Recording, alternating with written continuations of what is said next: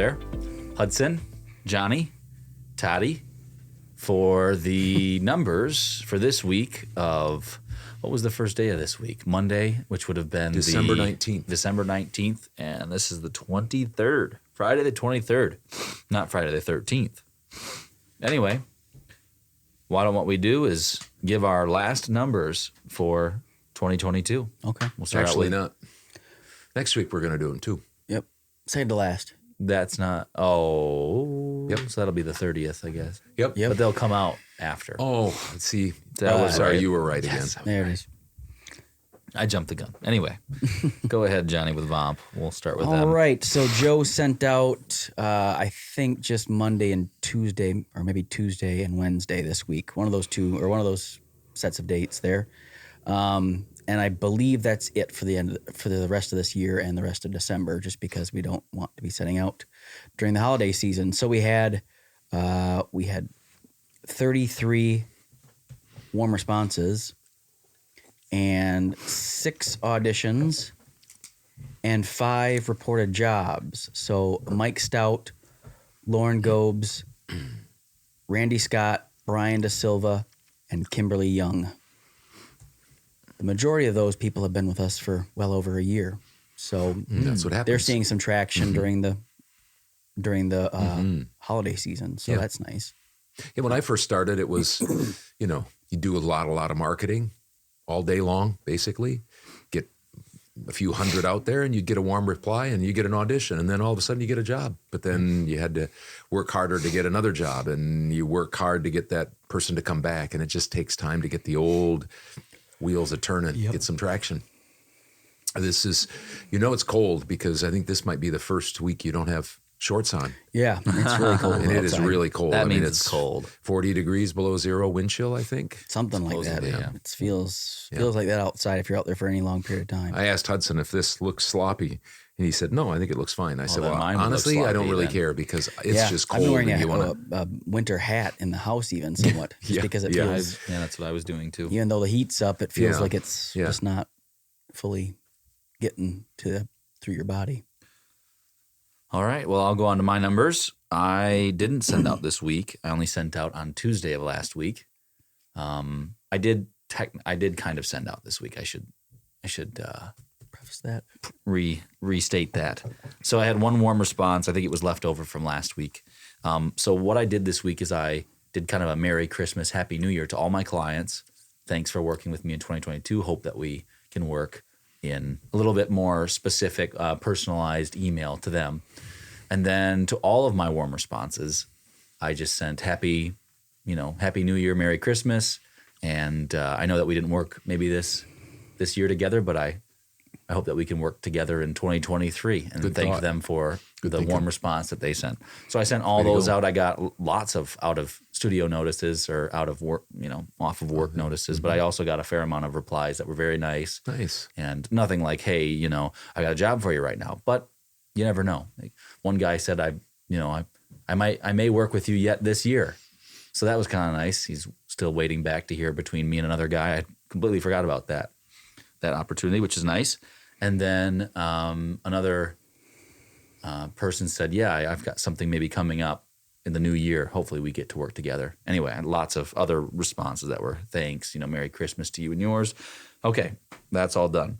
No auditions this week, but I did win an audition from a previous week that was a $350 job. Nice. New client, direct email marketing, boom, bam, bow in your So face. that's 6 then reported jobs because you didn't include his, Yeah, right? in your face with direct email marketing. And then another recurring client for $50, $400 in voiceover, and then $200 editing for $600 this week in voiceover related fields. Nothing on Upwork and always nothing on Fiverr. So there's been a little bit less on Upwork. And, you haven't been going after it marketing-wise. You've decided to just wait a little bit. You had a trip up to Lambeau Field on Monday, and that affected Monday and Tuesday of this. Yeah. See the Packers. And so that's what happens, especially when you're fairly new at this. Hudson is probably kind of in line with some of our other personal assistance people because he's getting lots of emails sent out. But even that, it just takes time to cultivate those those warm leads, and oftentimes once in a while you'll hit them just at the right time, and they'll say, "Oh yeah," but that's rare. It just takes a few touches through the database, and then all of a sudden you start to get some traction. So I'm expecting good things next year, Hudson. I mean, he's planning on his goals are I've already enlarged started a little working bit on them. Yep. And Yep. doubling down on my marketing efforts and continue to work on Upwork, and then figuring out my Fiverr and trying to get that to not be a zero anymore. Because I've made $6,000 on that in my last 2 years. It hasn't been 2 full years yet, but early on it was working real well, and then it started slowing down. And then I got a cancellation, and we've talked about that, and that just dive bombed me. Anyways, trying to get that back up. So Recurring clients. That is something very important. And I had a previous total in 2020. We've talked about this before, of $329,000, just a little over that.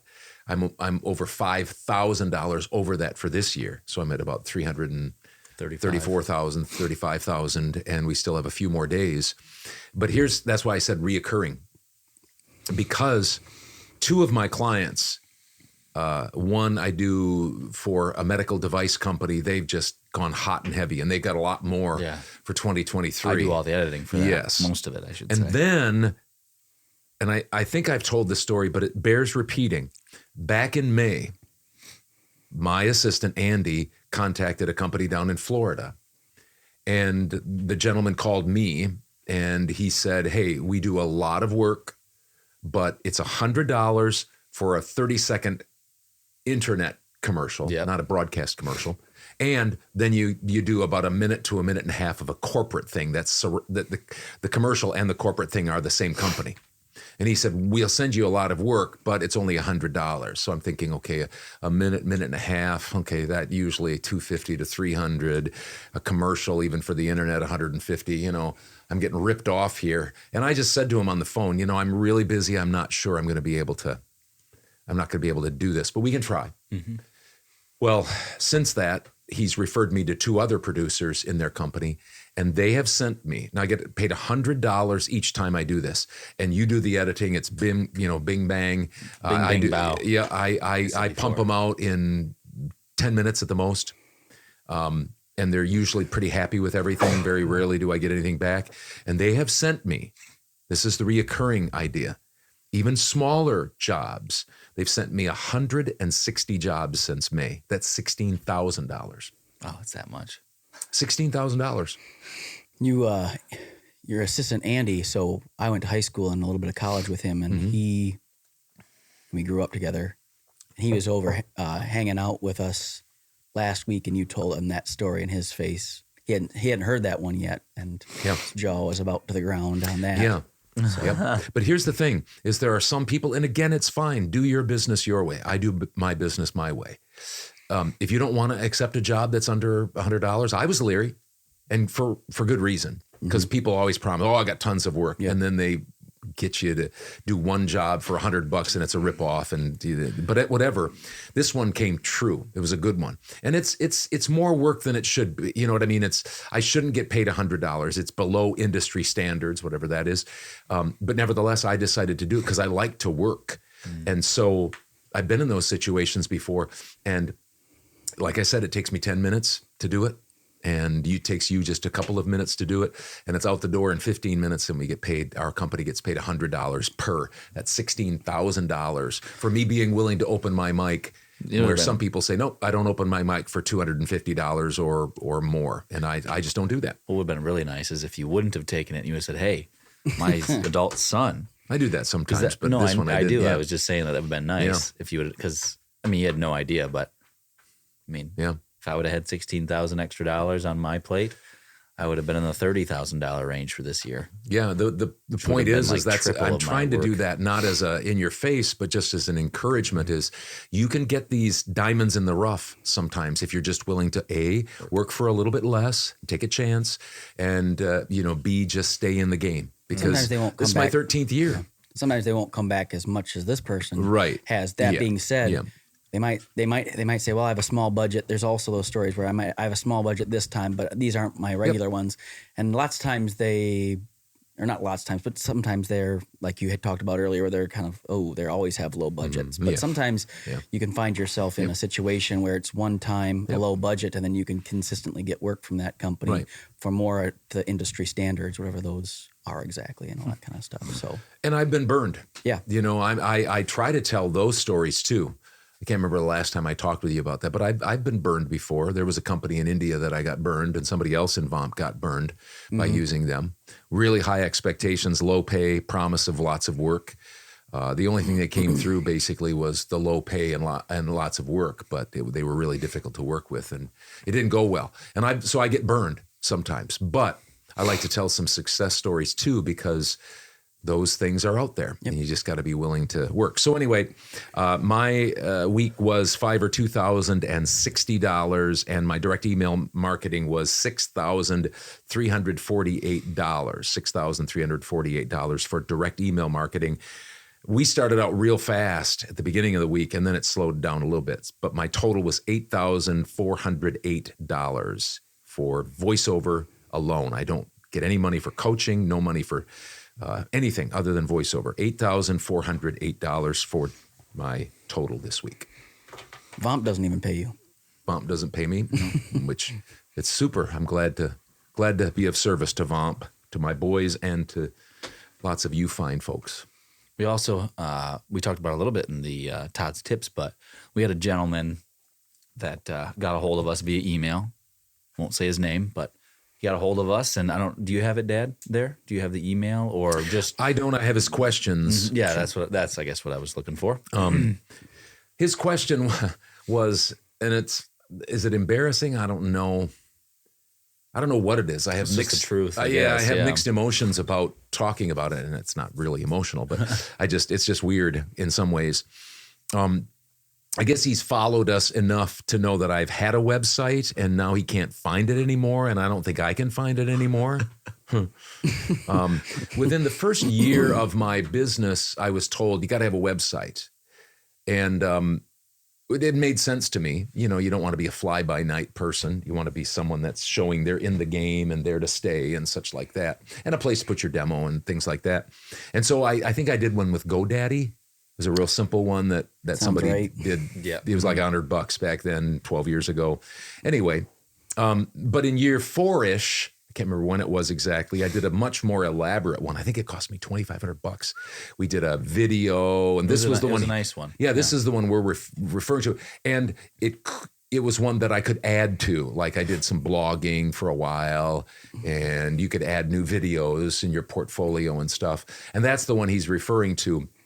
But it was an HTTP, not an S. And so I don't know why, but it was old. And so it had to be reset a couple of times because I think it got spammed and corroded and hacked or whatever they call it. And so I just noticed several people have said that they can't find my website anymore.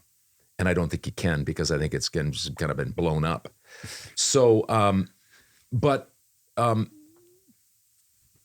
the only way I used it was kind of as a placeholder. I didn't drive traffic to there. I think I sent out one batch of emails back 9 years ago when I first had it, and I tried to get them to go there, and so the question then came up by this gentleman: if you don't have a website, how do you successfully market? And like I said, after a while, I just got tired of it. I was all in on direct email marketing and really going that direction. Not that you can't do two things at once, but I just focused my time all in that area.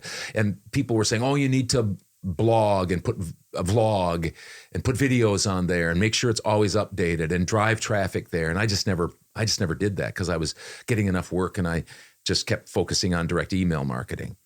And so I'm trying to look at some of the thoughts that I had here. The other reason I didn't, and we do the same thing in VOMP, another reason why I'm fine with people when they send out direct email marketing templates that they put their website in. Well, go ahead. Maybe you want to say? No, I just want to make sure. I was going to make sure you covered it, but you're going to. So that they're able to put their website somewhere on the template, but we try not to. And I stopped doing that quite a few years ago.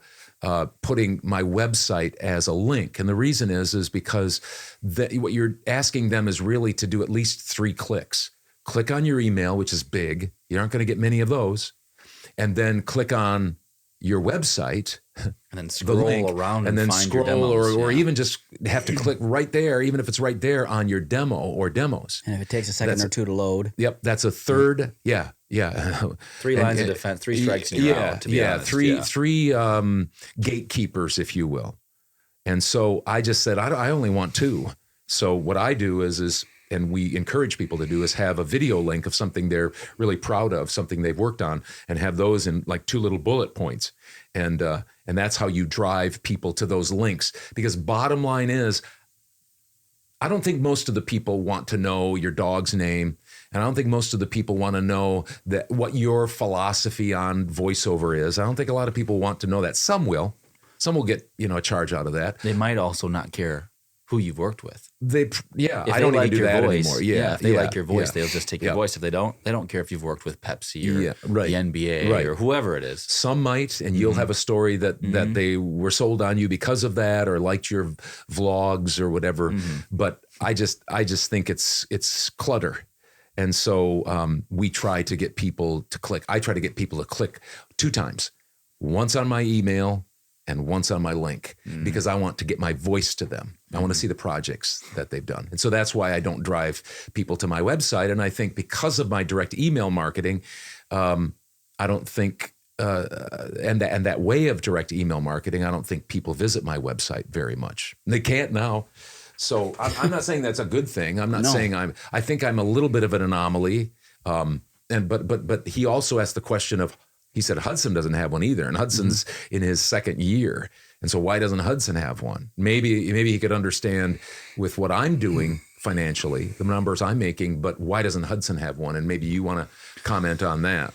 The reason that I didn't get one right away is we've talked about certain things that are most important to have before. Something to get established as a voice, where you need demos so that people can hear your voice. You need a quiet space. You've talked about that in your Todd's tips. You need equipment that sounds good enough that you can get it there, and then you need an email to be able to send it out to different people. So I didn't really, at this point, I was more focused on just getting some clients, getting some work, getting better. This next year, that's part of my 2023 plan is to get a website for myself, because I just bought a whisper room. I'm going to be getting new microphone and equipment, and I've proven a couple times with 1 month of $3,100 and another month of $3,600, or week of $3,100 and another week of $3,600, that people like my voice and that I can be viable. And so I'm going to kind of push my chips, not all of them, to the middle of the table, but I'm going to go after it more. And so a website would be probably now a good thing to have. But I've also proven somewhat, a very small scale, that I haven't needed a website at this point because I'm new. And I guess, I don't know. That's what we talked about a little bit. I will say that, VO Marketing Pro, we get a fair amount of inquiries from different voice talent, and when they send stuff, it's to the point of what we care about is, is your voice good? Is your voice good? And I don't necessarily spend a whole bunch of time when I get them in. I just go right to their demo if they have one, or if they don't send anything, but they have like who they work for. I care, but I don't care, because I send them back. Well, can I hear your demo? You want to know if they're a good fit. Yeah, That's what if they're a good fit. Because eventually, what VO Marketing Pro wants to do, much like your clients want to do when they get a hold of you, is all I really need is their email, and their demo. And so, to your point about a website, I think it's probably a good idea to have a professional website. looking. Looks professional, and we have one, and we've got a roster on there and things like that. But we're looking for the voice when you send it, and so that's what I'm looking for, and I can get back to you via email. But I'm not necessarily going to go through your website and, see all the credits and all the other things. I just want to hear if it's a good fit. And then once we find that you're a good fit, then we want to know, are you easy to work with? Yeah, and that's what they're doing with you. philosophy, yeah. I mean, if you get back to people right away, and that's what we try to do, especially when people are working with us. Sometimes, to be honest, we get an influx of emails, and we try our best to get back to people as quickly as possible. We don't usually forget anybody, but it's more so when people are with us in VO Marketing Pro. Joe is very good at getting back with people, and we send warm responses and jobs, sometimes in the middle of the night to people. So that's more what we care about, is the demos and that, and then how you are to work with. And I think that that's what you found, that it isn't so much the website, and it's not wrong to have a nice website, and it's works for some people, but I think in some respects, VO Marketing Pro is following after a little bit in you. Not that we're not gonna have a website, but more so what we think, because I think that's how people think when they get our emails. Is if they get that email, they don't really have the time to look through. They get lots of emails. Lots of them get back to us, and they say, "I get emails like this all the time." So to separate yourself from the stuff, get your demo or get your little video clip there, and don't make them click a lot, or else they're gonna get tired of it and they're gonna move on. And so I don't know if they care so much about your website.